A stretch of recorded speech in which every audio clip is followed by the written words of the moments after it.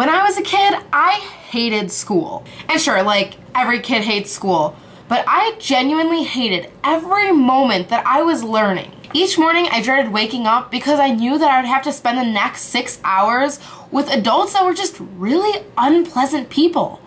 And unpleasant is an understatement. The people being paid to give me an education also happened to be the ones who made me hate waking up every morning. And honestly, it wasn't all of them, but the select few were enough to make me hate the entire education system. How backwards is that? Just a bit of background. I went to a small private school. It was called St. Patricia, and I was never really a studious kid. I always got mediocre grades, but I kind of just figured like that I was dumb and that my grades weren't gonna get any better. Then I got to junior high. It was then that I met the teacher whose name, face, and persona will stay with me forever. Miss Bennett, my 7th and 8th grade math teacher.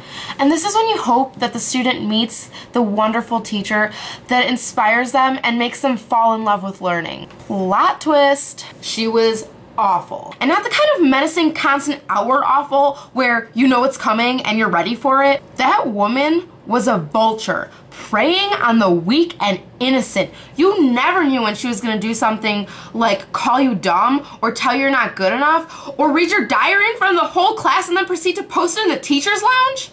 No, I'm not lying. And yes, all those things did in fact happen. Needless to say, any considerations I had for being a teacher, I quickly and willingly tossed.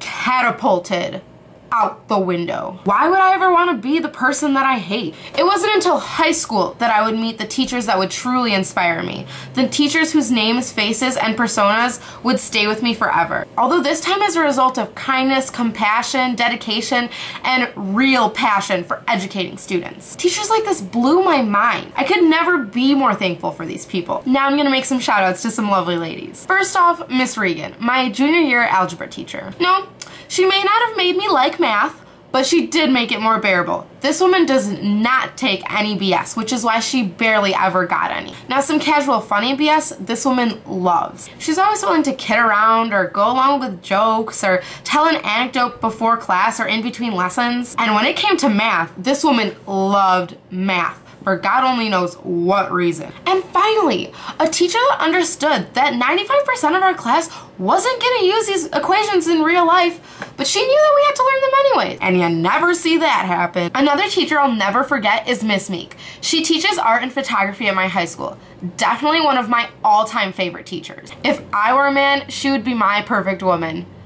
Is that weird? I don't even care. Well, yeah, she's an art teacher and everyone loves the art teacher because her class is actually fun, but she doesn't take advantage of that. It'd be easy to just like assign things and sit at your desk all day and do nothing, but Miss Meek's the type of teacher that is willing to have conversation with students and joke around, help them out if they need something. She's willing to compromise on assignments and hear you out if you want to do something differently. She makes an effort to connect with students one way or another, which is something that I love. Teachers like this have made me realize that knowledge of content is not the only requirement of being a teacher. Believe me, plenty of people know things. A large part of being a teacher is building relationships with students and using that relationship to educate them. Because I know from experience, receiving knowledge from someone is significantly more challenging when you're receiving it from someone you can't stand.